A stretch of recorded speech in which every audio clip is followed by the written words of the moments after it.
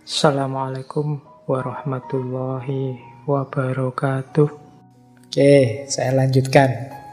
Nah, gagasan-gagasannya Levinas tadi ini sebenarnya menyerang dengan keras tradisi filsafat barat sebelumnya. Orang barat itu ya seperti Heidegger tadi, itu kan banyak membahas tentang ada, tentang being, tentang kenyataan, tentang kebaikan itu harus begini, yang benar itu harus begitu, dan itu sifatnya general untuk siapa saja begitu.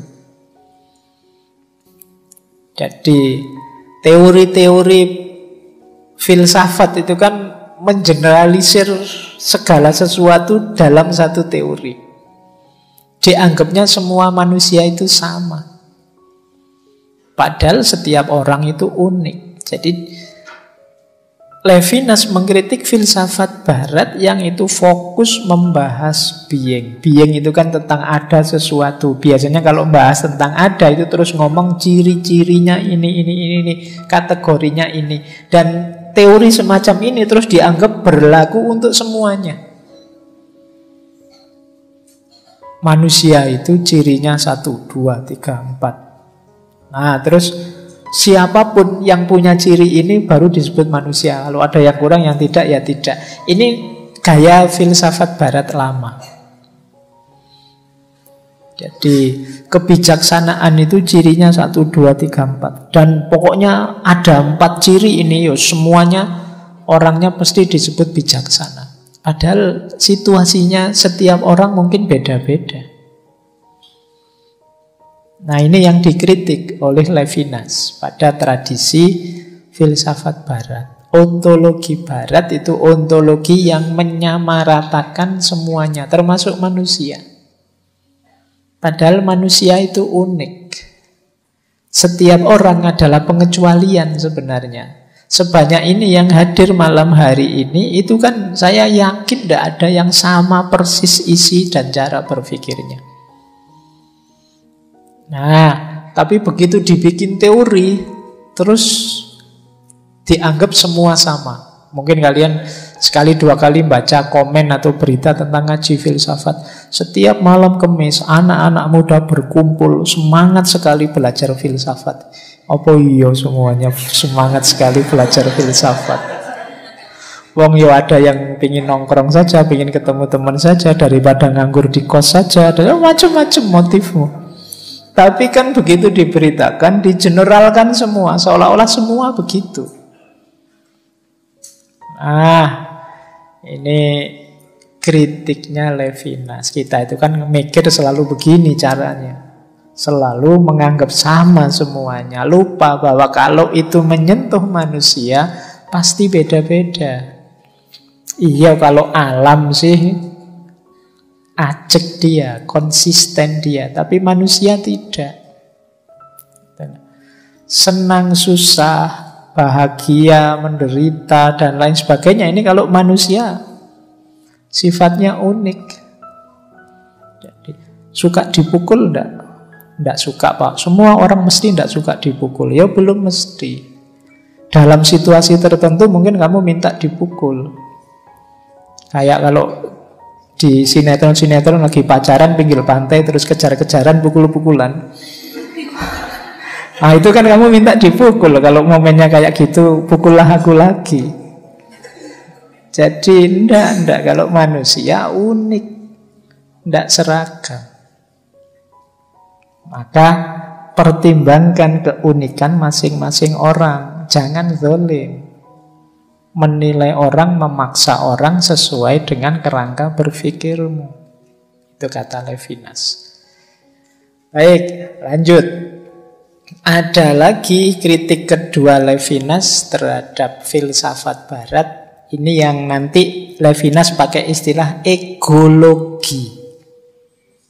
Egologi itu fokus pada ego, subjek. Jadi yang tadi sudah sedikit saya jelaskan. Orangnya jadi egois. Jadi manusia yang rasional. Nah, seolah-olah manusia itu kalau sudah berpikir mesti rasional, dan kalau sudah rasional mesti sampai pada kebenaran, dan kalau sampai pada kebenaran maka ini universal. Jadi seolah-olah manusia binatang yang berpikir tadi, begitu dia berpikir mesti pemikirannya sampai pada kebenaran. Begitu ketemu kebenaran, pasti kebenaran ini sifatnya universal, bisa diterapkan kapanpun dan dimanapun. Ini gaya filsafat barat lama, kata Levinas. Padahal misalnya orang berpikir pun, ya kapasitas berpikirnya bisa beda-beda. Pengaruh emosi, spiritualitas juga bisa macam-macam. Sehingga jatuhnya pada kebenaran juga bisa beragam. Kemudian kebenaran itu sendiri ketika mau diterapkan juga ketemu dengan situasi dan konteks yang beda-beda. Sehingga wujudnya di tempat yang satu bisa beda dengan di tempat yang lain. Jadi mengasumsikan kebenaran dengan dasar subjek yang berpikir saja, ini dikritisi oleh Levinas. Tidak begitu. Ini yang disebut egologi. Jadi cara berpikir yang egois. Nanti di tempat yang lain dia menyebutnya Sokratisme. Jadi gaya Sokrates, madhab Sokrates. Sokrates itu bagus, cara menggiring orang menemukan kebenaran. Tapi ada satu hal yang lupa, bahwa kebenaran yang ditemukan itu ketika berhubungan dengan manusia, jangan lupa keunikannya manusia. Kalau gayanya Sokrates kan mesti sampai pada kesimpulan, berarti cinta itu begini loh. Berarti kebahagiaan itu ini loh. Kan selalu jatuhnya begitu, seolah-olah ini universal. Padahal juga ya bahagia dengan definisi itu mungkin sebagian besar orang begitu, tapi sangat mungkin juga beberapa orang kebahagiaan jenis dan isinya beda. Nah, inilah kritiknya yang kedua terhadap filsafat barat. Makanya ada pernyataan yang terkenal sekali dari Levinas, kalau kita semua sama, terus apa yang akan kamu lakukan dengan mereka yang berbeda? Kalau semua orang kamu anggap sama, lah yang berbeda terus mau diapain? Tidak dihitung, tidak dianggap manusia. Tidak dianggap orang yang benar dan yang baik. Baik, ini ya kalau kamu pakai standar yang sama, kalau kamu pakai kacamata yang sama, kalau kamu pakai teori yang sama, lah terus orang yang berbeda mau kamu sikapi bagaimana? Wong orang itu masing-masing unik kondisi situasinya. Oh, ini masuk. Ini menarik, ada konsep, ini masih dalam bahasa Inggris, belum tak terjemah. Dia punya nulis buku tentang escape. Escape itu lari. Dia punya teori ada kalanya kita harus lari dari diri kita. Escape is the need to get out of oneself. Jadi kita butuh sekali-sekali keluar dari diri kita. That is to break that most radical and unalterable binding of change. Jadi untuk memecahkan ikatan rantai yang paling dasar dan tidak bisa diganti. The fact that the I is oneself. Jadi untuk misah aku dengan diriku itu ada kalanya kita perlu lari. Lari ini keluar dari diri kita. Untuk sadar bahwa kebenaran itu tidak hanya yang ada di kepala kita. Untuk sadar bahwa kebijaksanaan itu tidak selalu seperti yang ada di bayangan kita. Ada kalanya kita perlu keluar dari diri kita sebentar. Itu namanya escape.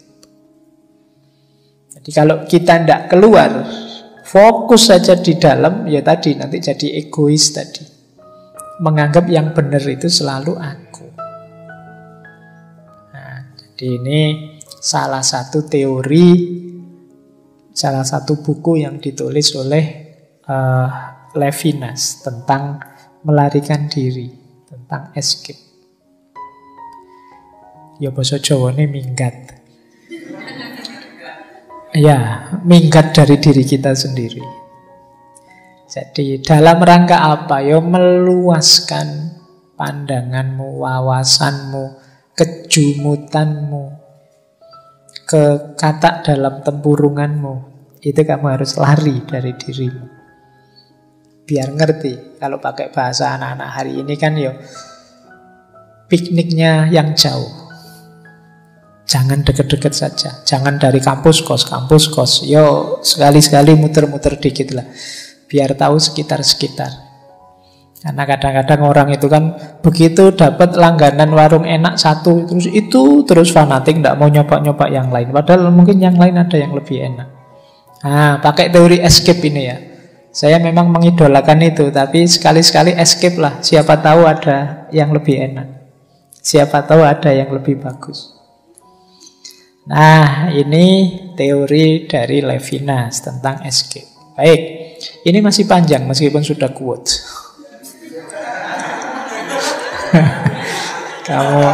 Kamu tadi sudah alhamdulillah, sudah quote. Sudah mau selesai. Ternyata masih panjang.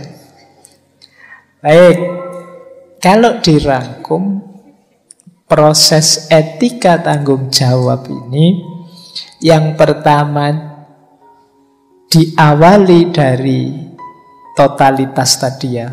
Ketika kita menganggap semua sama, kita harus beranjak dari situ, yaitu menuju infinity.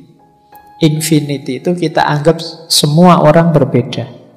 Kita hargai setiap orang dalam perbedaannya. Makanya istilahnya infinite, tidak terbatas. Jadi dari totalitas menuju infinity. Kita wujudkan dalam bentuk rasa tanggung jawab. Ingin orang lain ini jadi baik. Ingin orang lain ini terpenuhi kebutuhannya. Ingin orang lain ini puas, senang, bahagia. Ini namanya tanggung jawab. Dari situ nanti pasti muncul kebaikan. Jadi kebaikan itu muncul ketika rasa tanggung jawab kita pada yang lain bangkit. Bukan rasa cuek, bukan rasa ingin mendominasi. Jadi diawali dari totalitas, kita beranjak ke infinity, setelah itu ke responsibility, baru kita ketemu the good. Kita ketemu kebaikan. Ini ringkasnya teori etiknya Levinas. Oke, untuk malam hari ini saya cukupkan sekian dulu. Mohon maaf kalau ada yang kurang berkenan, mungkin 1-2 kekurangan apa, mohon dimaklumi. Kalau ada kekhilafan, kealpaan yang teman-teman ngerti benernya seperti apa, ya silahkan disampaikan. Kurang lebihnya mohon maaf. Wallahul muwaffiq, wallahu a'lam bissawab. Wassalamualaikum warahmatullahi wabarakatuh.